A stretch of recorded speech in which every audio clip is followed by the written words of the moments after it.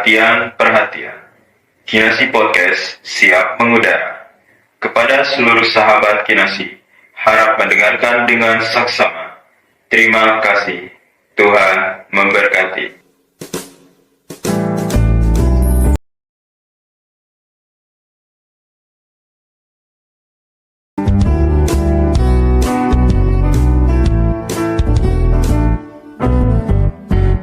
Kinasi Podcast. Ya, sahabat Kinasi, apa kabar semua pendengar di luar sana? Kalau biasanya mendengar suara yang riang ceria, ini agak berbeda sedikit pada malam hari ini, pada hari ini. Kenapa? Karena sebelumnya perkenalkan, saya Osi dari warga Sidi Jumat dari Sektor 6. Dan hari ini sangat spesial, terutama buat saya, karena tamu kita pada hari ini tak lain dan tak bukan adalah Ibu Pendeta Novita dan Kakak Pendeta Carol. Kenapa mereka berdua yang menjadi tamu kali ini? Karena seperti yang saya sebutkan tadi, sangat spesial. Karena kita mau mengetahui lebih dalam, kita semua udah tahu nih Ibu, kalau sosok Ibu Pendeta atau tugasnya Ibu Pendeta, ya seperti yang kita lihat. Tapi kita nggak pernah tahu dari mana sih, startnya itu, awalnya itu dari mana sih. Karena ada dua sosok. Jadi saya yang pertama, yang baru lulus nih kemarin. Ya, Kak Osi gimana? Kak Carol, Ya. sebelumnya saya mengucapkan selamat atas pentahbisannya. Terima kasih Kak Osi. Luar biasa sekali, masih di usia yang sangat muda. Ya katanya kalau pendeta itu identik dengan senior, usia senior. Tapi di sini saya melihat sosok Kak Carol ini yang masih muda, semangat, tapi mau terjun ke dunia yang mungkin nggak semuanya mau ambil ini gitu. Ya. Sebelum aku ingin lebih tahu tentang Kak Carol, apa yang membuat Kak Carol itu akhirnya memutuskan untuk mengambil langkah pendidikan di bidang teologi ini? Dan kita sering dengar, oh ini Vikaris Carol. Apa sih itu Vikaris itu? Iya Kak, sebelumnya kita jelasin dulu ya, maksudnya kayak bagaimana sih proses kita menjadi seorang pendeta, pelayan firman dan sakramen sampai dengan saat ini gitu kan. Nah, terlebih dahulu tentu saja kita harus menempuh pendidikan kita, pendidikan teologi di kampus-kampus teologi yang kalau misalnya kita mau jadi pendeta GPIB yang tentu saja bekerja sama dengan GPIB. Ada 4 kampus yang bekerja sama dengan GPIB, ada STFT Jakarta, ada Universitas Kristen Duta Wacana, ada Universitas Kristen Satya Wacana, dan STT Intim di Makassar gitu. Jadi ada 4 sekolah tinggi, tapi sekarang GPIB sudah di tata gereja yang baru, GPIB sudah menjalin kerjasama dengan sekolah-sekolah teologi di bawah Persetia, gitu kan. Nah, kemudian saya mulai menempuh studi saya S1 2017 di Sekolah Tinggi Filsafat Teologi Jakarta. Kemudian berproses lulus di tahun 2021, kemudian karena pandemi COVID, akhirnya tidak bisa melanjutkan proses vikaris karena pada saat itu 2 tahun berturut-turut proses vikariat GPIB ditutup. Gitu kan, tidak penerimaan, akhirnya ditutup. Dan kemudian di tahun 2022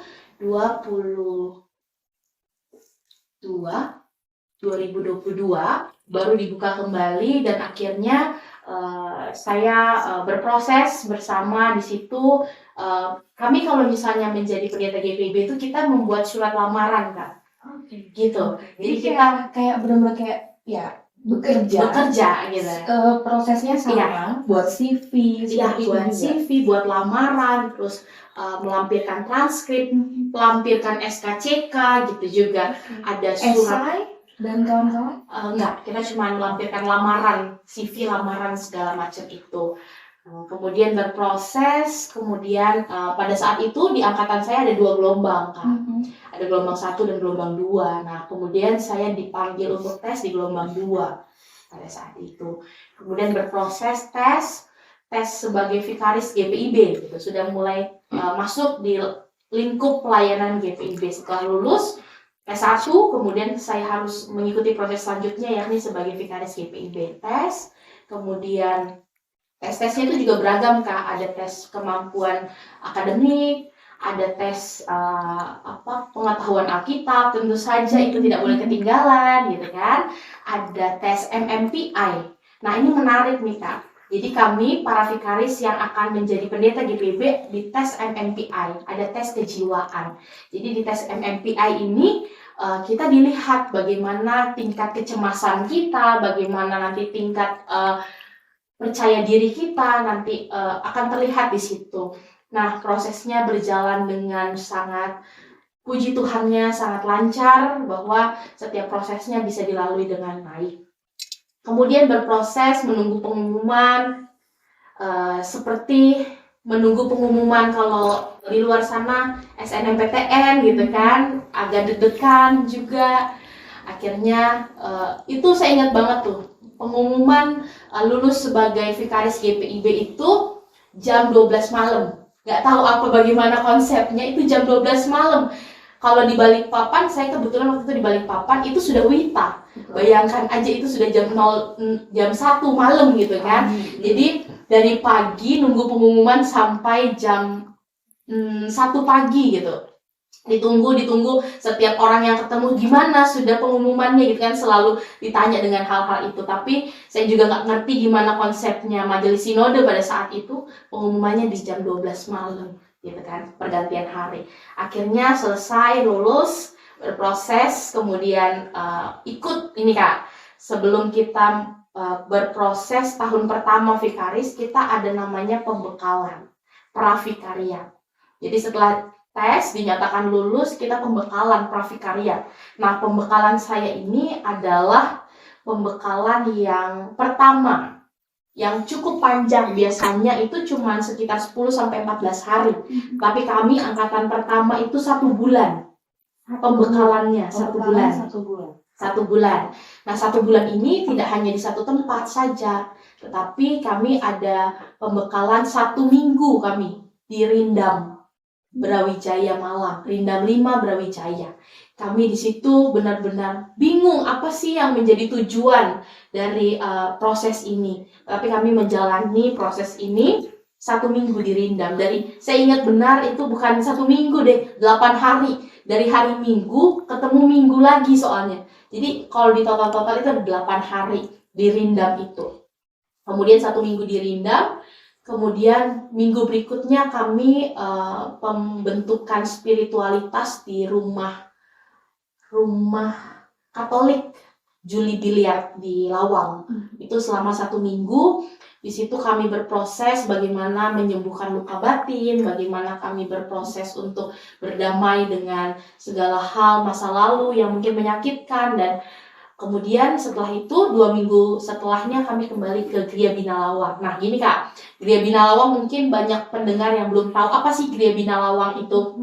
Nah, Gria Bina Lawang itu adalah pusat pembinaan yang dimiliki oleh GPIB. Jadi satu tempat aula begitu, itu juga merupakan aset yang dimiliki oleh GPIB di Lawang, Jawa Timur. Dan disitulah pembekalan para vikaris dari tahun, saya tidak tahu, dari tahun dulunya itu pembekalan vikaris ya di Gria Bina Lawang itu. Dan sangat berkesan ini Gria Bina Lawang di kalangan para pendeta GPIB.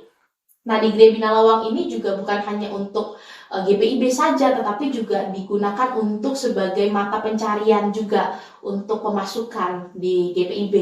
Yakni kalau beberapa waktu lalu saya di sana, Gria Bina Lawang ini juga digunakan sebagai tempat untuk orang-orang menggunakannya sebagai pernikahan, aulanya begitu diberdayakan juga. Nah, 2 minggu kami berproses di Gria Bina Lawang sampai akhirnya di 1 hari kita akhirnya bertemu dengan para mentor yang akan mendampingi pada proses selanjutnya.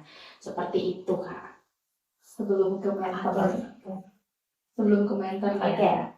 Ketika pengumuman jam 1 pagi waktu Balikpapan dan ada nama Kak Kero di situ, ingat nggak ngomong apa sama Tuhan begitu ada nama kakak di situ? Karena itu bukan suatu hal begitu lulus ya nggak umum gitu loh. Itu perjalanannya nggak umum kan. Ingat nggak apa ya yang disampaikan ke Tuhan ketika itu? Yang pertama kali akhirnya sudah ditunggu dari pagi, akhirnya sudah terjawablah oleh Tuhan apa yang menjadi pergumulan sepanjang hari itu gitu kan. Ya bersyukur kepada Tuhan karena proses yang dilalui juga Tuhan selalu menolong, Tuhan selalu lancarkan semuanya. Jadi dari proses dari awal mulai mempersiapkan berkas sampai dites sampai lulus pun juga saya merasa prosesnya itu sangat di luar kendala. Apa ya? Maksudnya kendala-kendala yang itu iya lancar. Kendala-kendala yang dijumpai itu nggak berat yang saya temuin. luar biasa. Yang pasti harus komit ya. Dan bisa sampai ditahbiskan itu berarti kan komitmennya luar biasa. Itu berarti usaha Kak Carol tuh pasti nggak sendiri dong. Ya. Ada sosok di belakangnya dong. Yang sekarang ada di sebelah Kak Carol. Boleh dong mic-nya dipindahin Oke, ke sebelah kakak. saya serahkan. Halo Ibu Pendeta. Ya, halo Kak Osi dan juga pendengar podcast Kinasih yang berbahagia dimanapun berada, baik yang masih ada di rumah, yang ada di tempat kerja, atau yang masih dalam perjalanan, yang sempat mendengar podcast ini. Salam sejahtera dari saya, Pendeta Novita Rismayanti Pesireron. Mantap. Lengkap. Ibu Pendeta, kalau tadi Kak Carol sudah mencoba menjelaskan masa vikariat begitu, sampai di titik ketemu dengan mentor. Apa tugas mentor ini tuh seperti apa? Boleh dijelaskan Kak Ibu? Iya, Kak Osi, sama seperti Vikaris Carol berproses sampai dalam masa ditabiskan menjadi pendeta, sebetulnya mentor juga punya proses itu. Gitu. Kami mentor-mentor itu pertama dikasih tahu oleh majelis sinode, ya, untuk menjadi mentor. Nah, pada saat mau menjadi mentor, kami itu menjalani proses yang namanya sertifikasi mentor. Oh baik, jadi tidak semua pendeta bisa menjadi mentor. Iya, itu catatan. Salah satu syaratnya apa Ibu Pendeta? Ya, sertifikasi mentor itu kami ditunjuk oleh majelis sinode untuk berproses juga di Di PWG masa itu ya, Ibu. di pusat pembinaan warga gereja yang tadi disebutkan oleh Pendeta Carol di Malang itulah tempat proses juga bagi mentor-mentor disertifikasi. Proses itu kami dibina dengan beberapa materi bina ya untuk bagaimana bisa menjadi mentoring bagi seorang vikaris GPIB yang akan menjadi seorang pendeta. Setelah diproses mentoring, baru kami mendapatkan kesempatan untuk vikaris yang seperti ini yang akan mendapatkan mentor yang seperti ini. Dan itu menjadi bagian yang dilakukan oleh majelis sinode. Itu ada kriterianya. Ada kriteria. Jadi nggak sembarang misalnya dengan Kak Carol dapat vikaris ibu bukan karena semata memang kayak lempar dadu misalnya gitu. Itu memang sudah ada kriterianya, sudah ada rumusnya begitu. Iya. Jadi sangkut pautnya tadi ketika Pendeta Carol sampaikan ada tes MMPI, ya. Jadi mentoring juga Dites juga tes itu gitu ya. Dan ini cocok atau bahkan ada tes enneagram juga Yes, yang diberikan gitu. Jadi nanti kemudian itulah yang jadi pertimbangan majelis sinode akhirnya menempelkan ini vikaris ini akan tepat dimentorin dengan mentor seperti ini gitu. setelah menjalani tepatnya. Kalau mau dikatakan tepat ya itu kan melalui proses ya. Ketepatan itu akhirnya melalui proses. Dan itu menjadi bagian yang terpenting yang secara pribadi sebagai mentor, akhirnya saya bilang, iya, ini tepat dimentori oleh saya, begitu. Melalui proses. Melalui proses pastinya. Dan 1 tahun 4 bulan itu proses yang singkat, tapi juga tepat menurut saya secara pribadi gitu. Waktunya Tuhan 1 tahun 4 bulan itu saya sudah sebagai mentor sudah bisa menemukan titik tingginya pendeta Carol di sini, titik lemahnya di sini. Tapi bukan hanya itu. Saya juga akhirnya sebagai mentor melihat titik tingginya saya dan titik rendahnya saya, sehingga disitulah kita jadi klik untuk ini bukan mentoring lagi, tapi kita sebenarnya sedang sama-sama belajar begitu untuk berproses jadi seorang pelayan yang sesuai dengan kehendak Tuhan pastinya itu.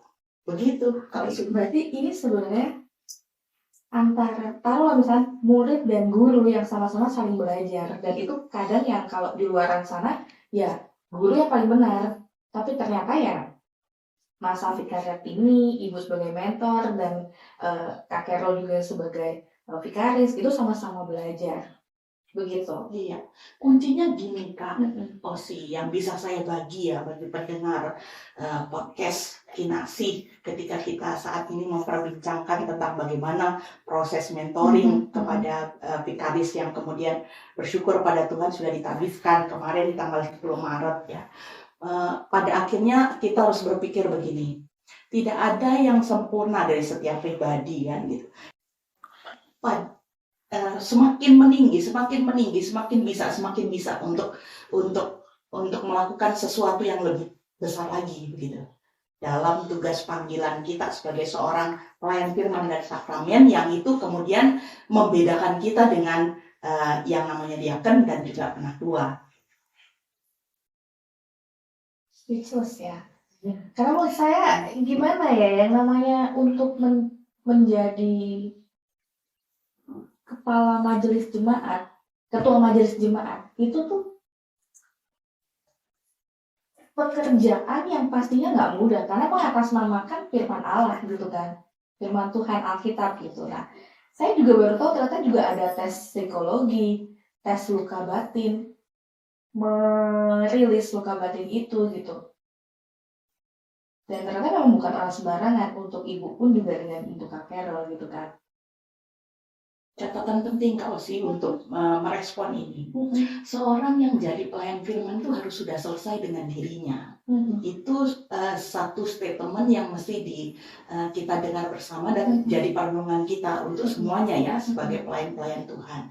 Bagaimana seseorang bisa melayani jemaatnya untuk kemuliaan nama Tuhan ketika dia belum selesai dengan dirinya. Dia masih dengan luka batinnya, dia masih dengan egonya, dia masih dengan keinginannya. Padahal seperti Kak Osi sampaikan tadi sebagai ketua majelis jemaat, dia berbicara untuk semua orang. Iya. Baik itu didasarkan dengan kata gereja, karena GPIB ini ya, istilahnya bernapas aja yang tidak diatur gitu. Semuanya diatur, tapi juga yang terpenting dari di atas semua tata gereja itu adalah firman Allah, gitu ya. Firman Allah yang menjadi dasar perjalanan persekutuan, pelayanan dan kesaksian di jemaat itu. Itu Pak Osi. Value apa sih Bu yang bukan wajib ya, maksudnya value apa yang baiknya dimiliki oleh seorang yang memutuskan dirinya, saya mau menjadi pelayan Tuhan, saya mau menjadi pendeta. Value diri apa yang harus ada dia menjadi bekal dia gitu. Aduh, ini menarik sekali dan ini dalam sekali Kak Osi gitu ya kalau bicara value ya untuk menjadi seorang pendeta ya. Karena banyak di luar sana yang mengaku kita nggak usah sebut gereja, pokoknya ada lah, dia nggak usah dalam lingkup gereja. Ada orang, value gue lebih tinggi kok dari lo, gue lebih itu gitu kan, egonya itu gitu kan. Sekarang saya mau nanya, apa value apa yang bisa dimiliki, yang menjadi bekal, perlu untuk diri seseorang? Karena yang mengatasnamakan saya pelayan Tuhan, ini sorry itu saya Kak Carol, Ibu Pendeta, mungkin secara pribadi saya pernah mengalami banyak sekali kakak layan saja di kampus kah, saya di kampus deh, bukan di Kinasih ya, di kampus kah gitu. Ketika dia melabeli dirinya bahwa saya pelayan, kamu harus ikut aku, kamu harus lebih mendengarkan aku, karena aku lebih tahu dalam tanda kutip. Terus saya, masa gitu? Boleh dong Bu dijelasin ya? Mungkin yang saya ingin sampaikan ini berbeda dari banyak orang ya, kalau bicara value. Secara pribadi saya selalu bilang bahwa saya ini keset. Oke. Dan itu saya sering sampaikan, baik itu langsung maupun situasi-situasi yang non formal begitu ya. Saya ingin membagi bahwa kita melayani itu tempat di mana kita membersihkan orang lain untuk datang melekat pada Kristus. Dan Setuju. itu mungkin berbeda dari banyak orang ya.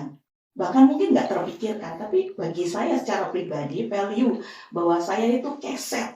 Saya itu tempat di mana orang bisa melakukan apa saja begitu. Dan ini berkaca kepada ya satu-satunya suri tauladan kita itu kan Yesus ya, yang nggak pernah memikirkan tentang dirinya gitu. Walaupun kita belum sempurna loh, kita belum seperti Yesus loh. Tapi kenapa tidak?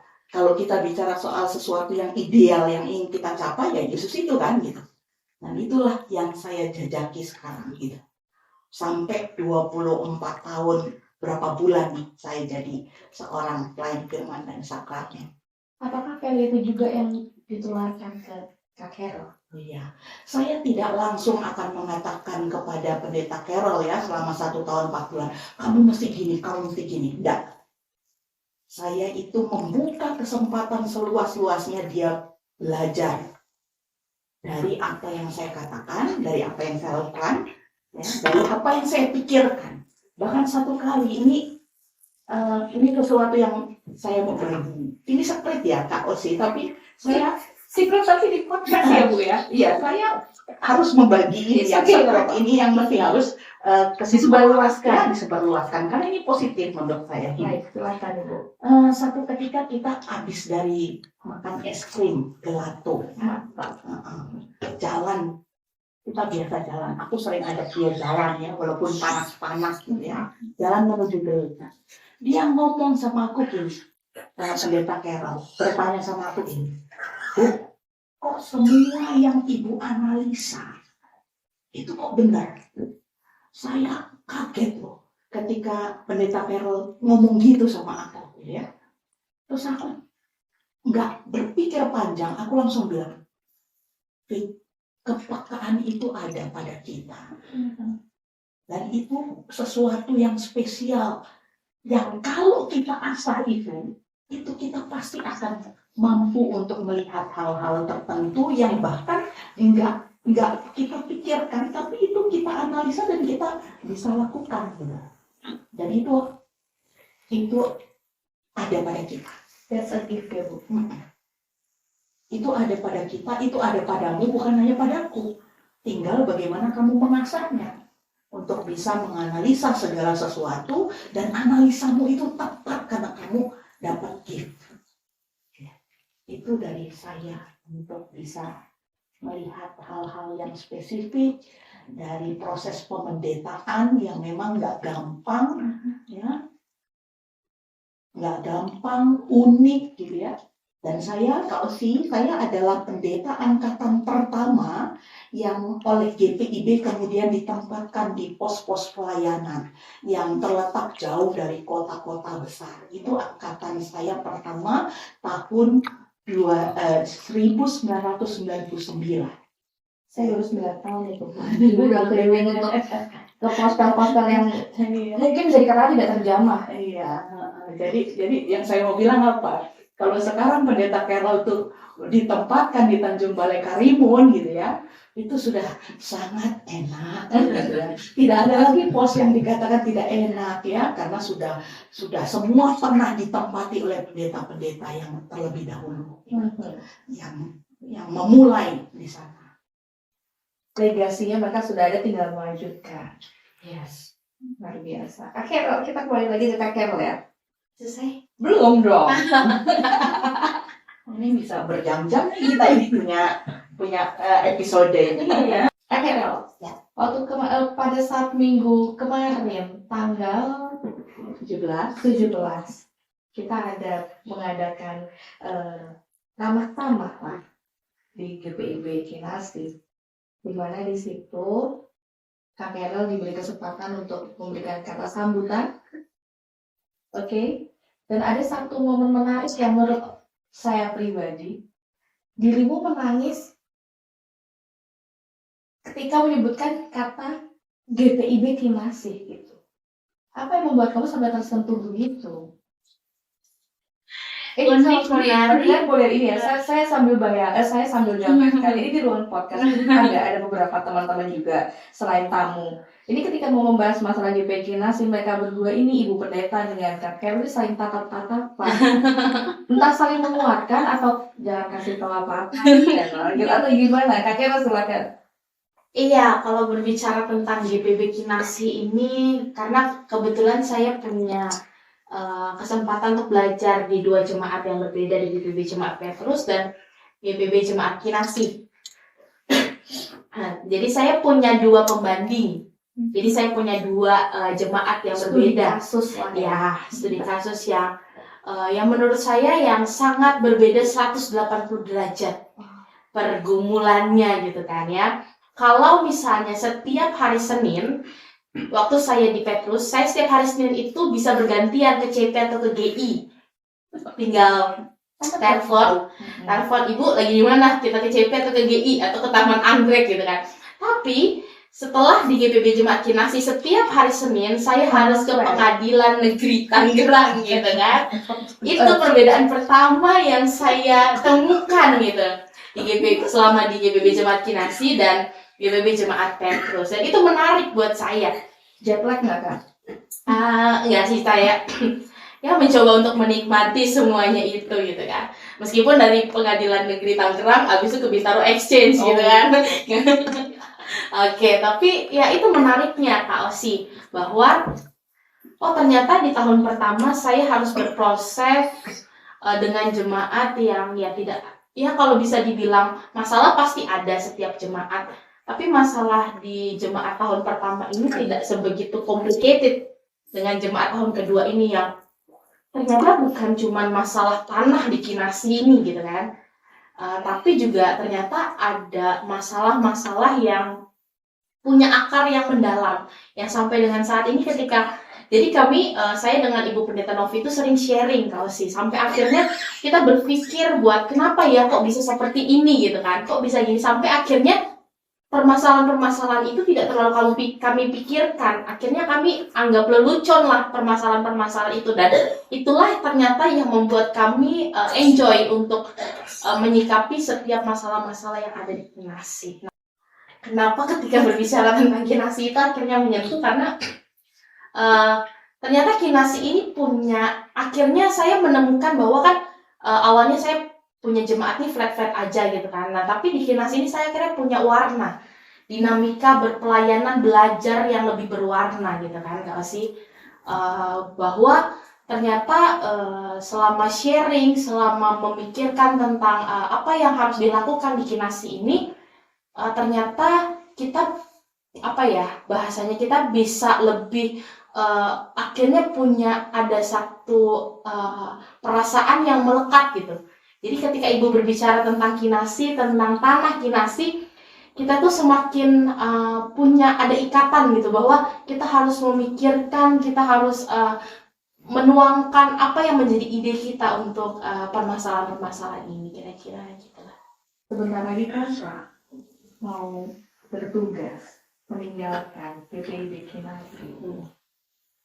Dari sudut hati paling dalam, ada nggak pesan untuk teman-teman di sini? Pesan, harapan mungkin. Karena bagi sejarah GPIB Kinasih ada legacy masa pendeta Carolina di sini. Pertanyaannya kalau sini membawa kata tadi kan kesepakatannya mau hahi ya kalau sih, kenapa jadi ya, pesannya apa ya untuk Kinasih? Semoga persekutuannya semakin erat, semoga